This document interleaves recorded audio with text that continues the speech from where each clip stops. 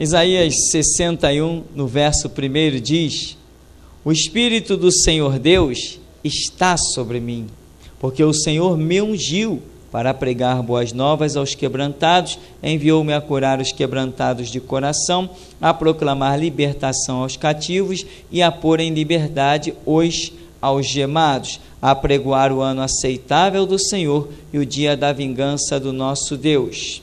E você vai para o verso 4, diz assim: edificarão os lugares antigamente assolados, restaurarão os de antes destruídos e renovarão as cidades arruinadas, destruídas de geração em geração. Estranhos se apresentarão e apacentarão os vossos rebanhos. Estrangeiros serão os vossos lavradores e os vossos vinhateiros. Mas vós sereis chamados sacerdotes do Senhor, e vos chamarão ministros de nosso Deus. Comereis as riquezas das nações, e na sua glória vos gloriareis. E em lugar da vossa vergonha tereis dupla honra. Em lugar da afronta exultareis na vossa herança. Por isso, na vossa terra possuireis o dobro, e tereis perpétua alegria, porque eu, o Senhor, amo o juízo e odeio a iniquidade do roubo. Dar-lhe-eis fielmente a sua recompensa, e com eles farei aliança eterna. Amém? Podeis sentar. Irmãos, esta palavra, eu quero que você separe ela e vá para a intimidade do teu quarto, porque as coisas contidas nesta passagem bíblica revelam coisas tremendas. Você vai entender o sentido de Deus ter um chamado na sua vida e vai entender a grande desgraça que foi a queda de Israel e também a grande desgraça que foi a queda da igreja. Quando Deus começou a separar Israel, e lá no verso 4 diz que restaurarão os de antes destruídos, Deus tinha um plano que era a restauração do mundo através da nação de Israel. Mas se você for a Apocalipse,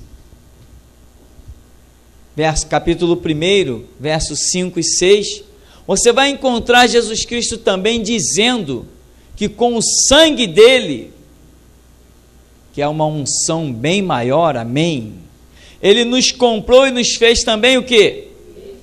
Reis e sacerdotes, exatamente o que diz aqui. E aqui nós começamos lendo: o Espírito do Senhor Deus está sobre mim. Qual era o propósito de Deus? Governar o mundo? Sim, claro. Como? Trazendo um povo para si como nação sacerdotal. Lembra de Oséias 4,6, né? O meu povo está sendo destruído porque lhe falta conhecimento. Porque tu rejeitaste o conhecimento, também te rejeitarei, para que não sejas sacerdote diante de mim. Visto que te esqueceste da lei do teu Deus, também eu me esquecerei de teus filhos. Esqueceste de quê?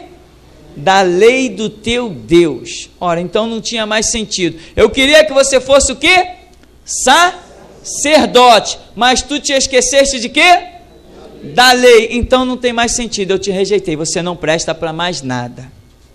Eu queria dominar o mundo. Mas queria dominar o mundo para fazer o quê?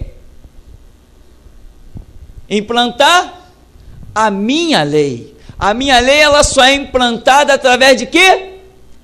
Do sacerdócio. Amém. A lei de Deus na terra só é implantada através do sacerdócio. Quem é sacerdote aí? Você não é sacerdote ungido com azeite. Aqui está escrito: o Espírito do Senhor Deus está sobre mim, porque o Senhor me ungiu com o Espírito. E Apocalipse vai dizer, me ungiu com sangue, me comprou com sangue.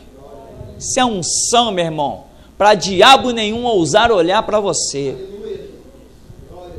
Isso é unção para você não se vender barato. Aliás, é unção para você não se vender a nada, nem barato nem caro. Isso é unção mesmo para você reinar. Quem pode vencer o Espírito Santo? Onde está ele? Está dentro de nós. Somos templo do Espírito Santo. Ninguém pode conosco. Ninguém impede aquilo que Deus tem nas nossas vidas. Horrenda coisa é cair nas mãos de um Deus vivo. Quem se opõe a você cai nas mãos de um Deus vivo. Porque o Espírito Santo, ele marcha sobre essa terra, no templo dele que é você. Porque a Escritura diz que Deus não habita em templos feitos por mão de homens, mas neste que somos nós, que ele mesmo fez e tem sustentado. E Paulo diz, não sabeis vós que sois templo do Espírito Santo? Aí ele habita, aí ele se move. Aí ele quer reinar. Você foi chamado para reinar? Você identificou isso nesse texto? Que Deus quer governar o mundo através de você? Mas você identificou que a lei de Deus, ela não é jurídica, ela é bíblica? Dá para identificar isso? Eu quero que você separe esse texto e na sua casa você passe 7 dias sobre ele. Os primeiros dias você passe chorando para Deus te revelar tudo que tem aqui. Clame, porque está escrito, clama a mim, responder-te-ei e anunciar-te-ei coisas grandes e firmes que tu não sabes.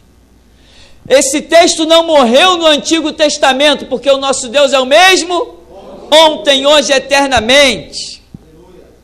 E para confirmar, Jesus se manifesta em Apocalipse no começo da era cristã, quando foi revelar Apocalipse para o apóstolo João, e diz assim, eu vos comprei com o meu sangue, vos constituí reis e sacerdotes.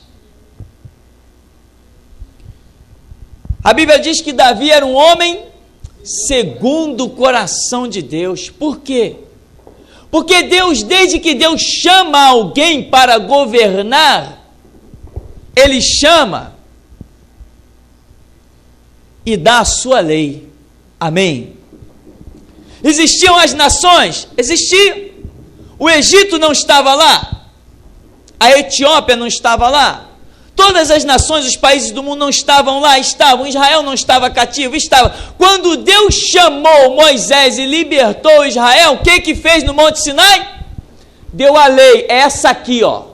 Mas Senhor, lá o Egito tem um monte de lei, aquela lei não presta para mim, eu estou dando a minha lei, escrevendo com o meu próprio dedo, está aqui, ó.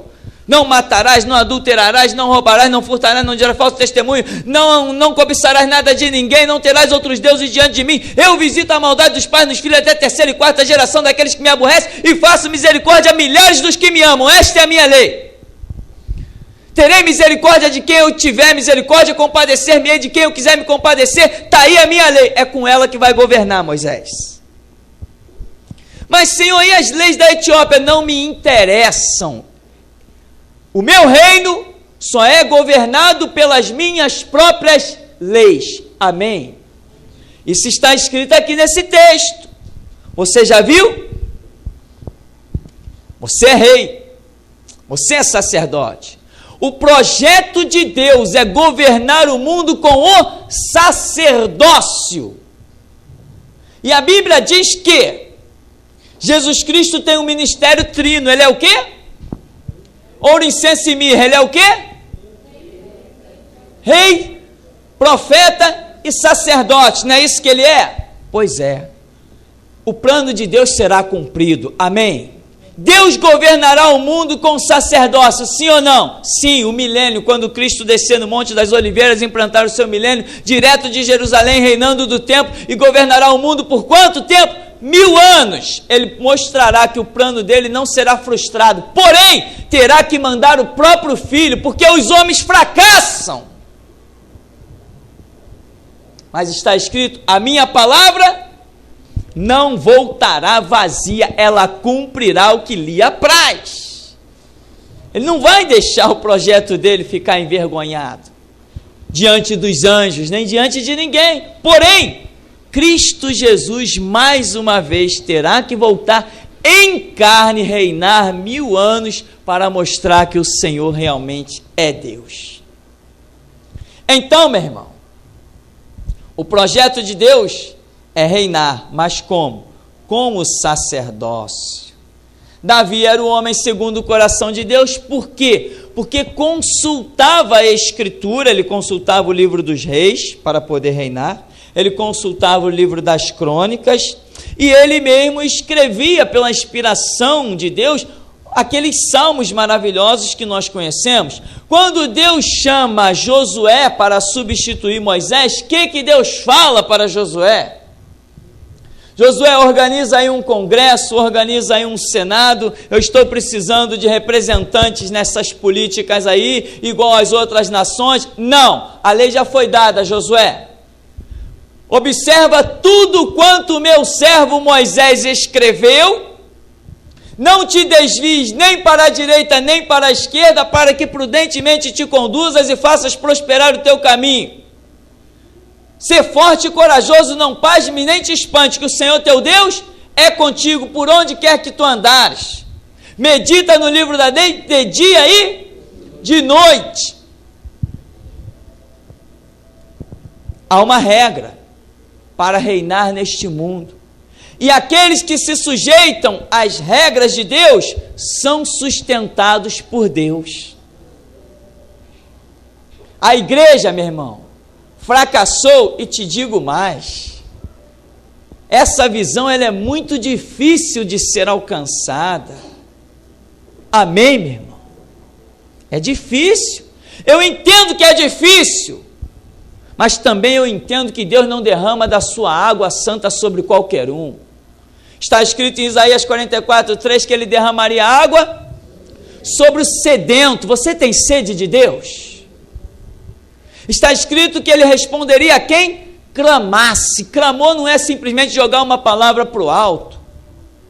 Clamar é algo que vem das profundezas do seu ser, uma vontade tremenda e inabalável, que não se deixa vencer por nada. Você quer receber a revelação de Jesus Cristo?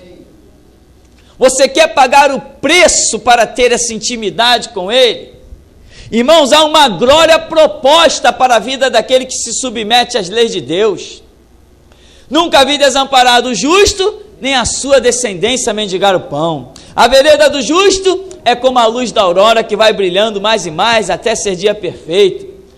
O meu justo viverá da fé, mas se ele recuar, a minha alma não tem prazer nele.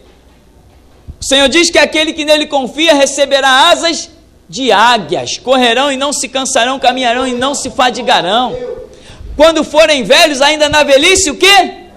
Dará frutos. Isto não é garantido pelas outras leis que existem, isto é garantido somente pela lei de Deus, pela sua palavra, pois ele diz o quê?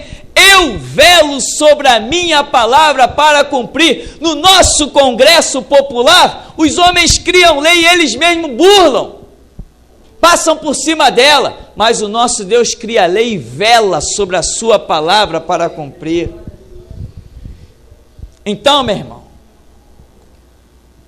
edificarão os lugares antigamente assolados, restaurarão os diante destruídos, renovarão as cidades arruinadas, destruídas de geração em geração. E vai dizer, você foi constituído rei e sacerdote. Davi, homem segundo o coração de Deus, mas teve um homem antes de Davi.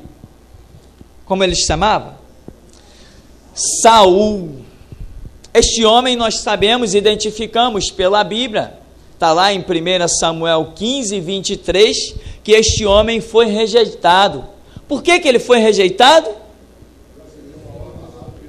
Recebeu uma ordem e não cumpriu. Deus deu a ele uma palavra e ele não cumpriu. Deus criou para ele um estatuto e ele não andou sobre ele. Samuel, o profeta, chega diante dele e diz o quê? Porquanto rejeitaste a palavra do Senhor, também o Senhor te rejeitou a ti. Meu irmão, se existe uma palavra que você não pode rejeitar, qual é ela? Ela é a palavra do Senhor. Essa você não pode rejeitar. Todas as outras você pode rejeitar, mas esta não. Esta tem que fazer parte da sua essência. Esta tem que ser lâmpada para os seus pés e luz para o seu caminho. O projeto de Deus era governar. Como? Com a palavra sacerdotal que ele dirigiria, daria dia após dia. Nós não sabemos tudo, mas quando entramos para a intimidade com Deus e clamamos, ele move tudo e revela tudo e faz o que lhe apraz. Ele tem as suas regras de agir, ele tem as suas maneiras de convencer, ele tem a sua maneira de agir. E, meu irmão, quando Deus quer agir, seja como for, ele deixa clara a vontade dele. Embora ele nunca tire o nosso livre-arbítrio, mas nós vamos conhecer, se queremos conhecer, qual é a vontade do Senhor. Se você quer saber qual é a vontade de Deus para a sua vida, você vai saber qual é. Mas se você não estiver preocupado em saber, você vai viver uma vidinha aí, distante de Deus, no anonimato, o resto dos seus dias. Porém, observe o que aconteceu com Saul. Ele tinha a lei para guiar, a lei que seria a lâmpada dos seus pés e luz do seu caminho. Mas o que fez ele? Rejeitou, segundo a narrativa de Samuel, a palavra do Senhor. O que Deus fez? Rejeitou a ele também. E nós falarmos de um único homem pode parecer uma coisa assim fraca, mas já citamos Oséias 4,6, em que Deus rejeitou quem? A nação. Deus nos chamou com a sua lei para que o mundo se converta a ela. Amém? Quem anda segundo outra lei, que não seja a Bíblia, não tem parte no reino de Deus e de Cristo. Amém? Você entende desta maneira? Você entende que aquele que não guarda o estatuto, o evangelho de Jesus Cristo está a caminho do inferno? Você entende isso realmente? Ou você acha que existe um murozinho espiritual, ou um caminho subalterno, ou um atalho para chegar ao céu que não seja esse da Escritura? Em João 14,6, Jesus diz o quê?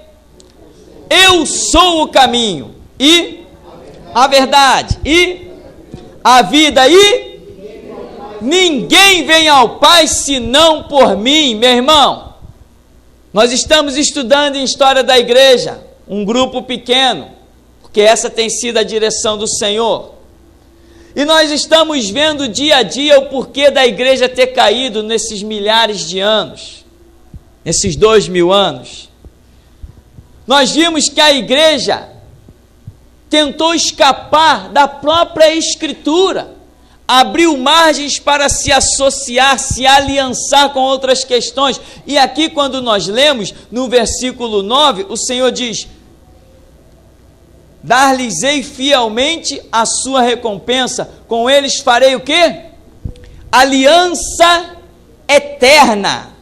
Deus tem contigo uma aliança, ela não pode ser quebrada.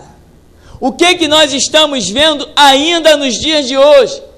Homens eloquentes, formados em doutorados, psicólogos disso, daquilo outro, homens que pregam 365 vezes no ano, com a agenda lotada para 2, 3 anos lá para frente, e não conseguem enxergar coisas mínimas da Escritura, coisas básicas. Por quê? Porque está faltando clamor, está faltando buscar intimidade com Deus. Estamos cansados de ver aí na televisão um homem chamado pastor Silas Malafaia, e este homem insiste em ser garoto propaganda de político, achando que o mundo pode ser governado pelas leis feitas lá no Congresso. Não! Jesus Cristo nos chamou para que o mundo reconheça o valor desta lei aqui, ó, Bíblia. É isso aqui que tem que mandar, é isso que governa. Eu nunca vi um demônio sair por causa de uma lei constituída na Câmara dos Vereadores. Eu nunca vi crianças serem libertas de legiões de demônios quando nós invocamos os estatutos da sociedade, o estatuto do menor adolescente, a vara de infância e juventude. Eles têm que reconhecer que o que manda é isso aqui, mas a igreja fracassa. Deus derrama o seu Espírito, derrama o seu sangue, Deus unge os nossos olhos, o nosso entendimento, unge a nossa língua como pena de um destro escritor, mas não adianta. Vem uma proposta, eles não resistem. Marcos Feliciano, pregador mundial, o homem que tem mais hora de voo do que de chão. E daí? Jesus projeta esses homens, investe na vida deles, lhes permite chegar livros às mãos que custam uma fortuna, que eles não teriam dinheiro para comprar. Jesus lhes tira da fome, do lamaçal de morar em palafitas de cima de favelas. E eles têm coragem de depois, no final de uma pregação, ficar apresentando candidata política, achando que o povo de Deus tem que se curvar a outras leis. Nós somos igreja, nós vivemos da Bíblia. Deus tem uma obra na sua vida. Tem. Eles vão ter que estar sentados no banco ouvindo você. E quer ouçam, quer deixem de ouvir. Eles não vão entender quando Deus os aprisionar numa cadeira e dizer: senta aí e ouve. Entende, meu irmão? A lei que nos chama é Bíblia. Nenhuma lei do Congresso nos impedia de bater cabeça por tranca-rua, mas esta aqui nos deu a graça. Nenhuma lei do Congresso nos orientou que a pombagira era demônio, mas essa aqui nos abriu os olhos. E nós temos que pregar para que eles venham para dentro deste livro. É restauração. Que manda é isso aqui. Essa lei é que é preciosa. As outras estavam oprimindo Israel lá no Egito. Mas Deus se manifestou com a sua e disse: Moisés, está aí a minha palavra. Vai lá no Egito e diz o meu estatuto, cita o meu estatuto. Deixa sair o meu povo para me celebrar uma festa no deserto. E tem mais, Moisés, se eles não quiserem dar ouvidos ao primeiro sinal, ao último eles dão. Eu sou o Senhor, eu sou o que sou. Vai lá e liberta o meu povo. Entende, meu irmão? É essa lei que manda. O Egito era a maior nação de todo mundo. Era o maior exército da época, dominava tudo e todos. Quem ousasse olhar para Faraó cairia a espada. Mas aqueles que servem a essa lei são guardados pelo Deus desta lei.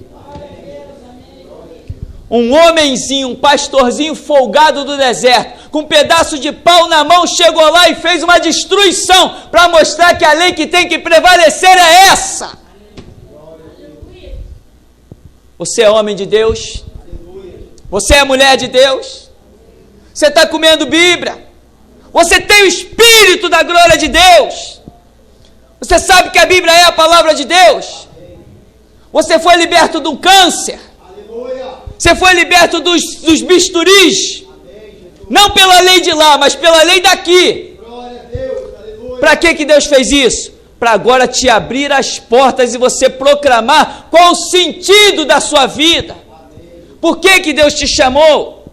Com que lei Ele fez a obra na sua vida? Deus está nos conduzindo por caminhos maravilhosos. Ninguém está preocupado por aí que existem CDs de Silas Malafaia espalhados para tudo que é lugar. Ninguém está preocupado com isso. Ninguém está mais preocupado que existem CDs e DVDs de Marcos Feliciano para tudo que é canto. Ninguém está preocupado com isso. Mas aonde chega um dos nossos CDs que nós temos semeado, os olhos deles inflamam e se fossem bala nos devorariam. Mas quer eles ouçam, quer deixem de ouvir. Quer eles creiam, quer deixem de crer. Se a fronte deles é como a pederneira, a nossa é como diamante.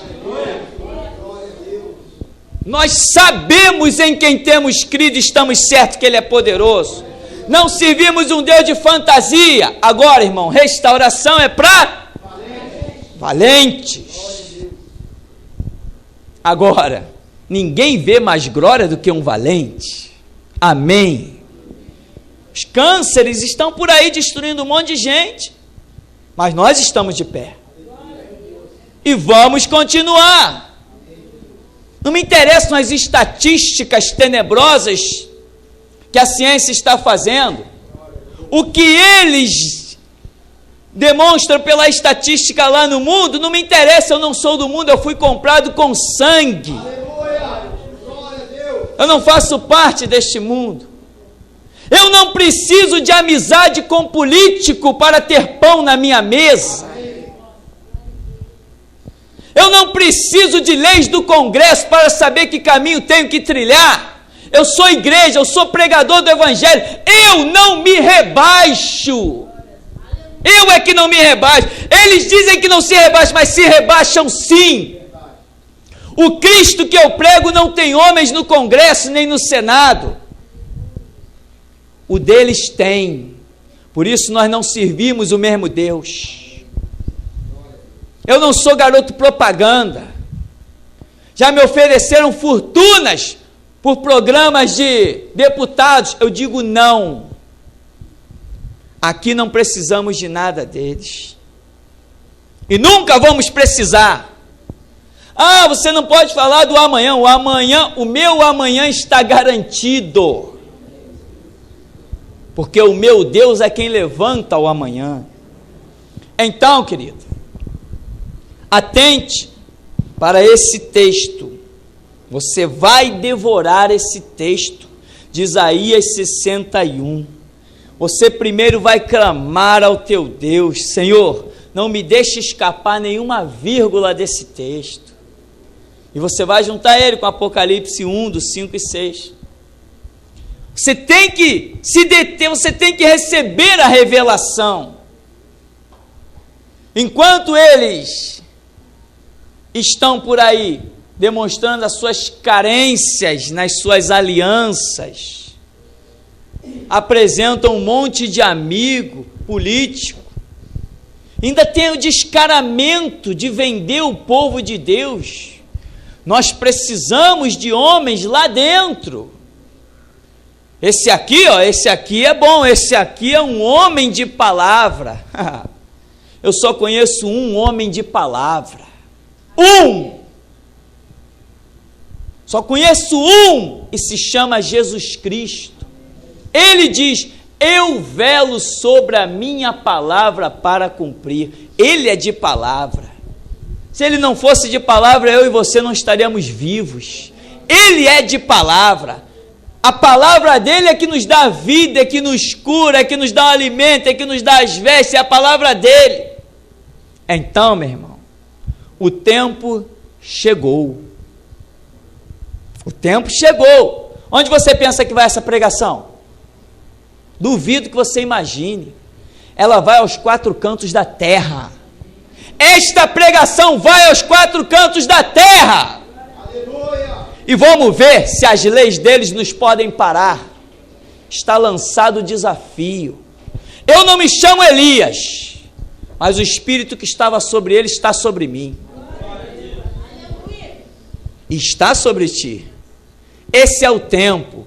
É tempo de comprarmos o valor do sangue de Cristo como ninguém antes de nós ousou fazer.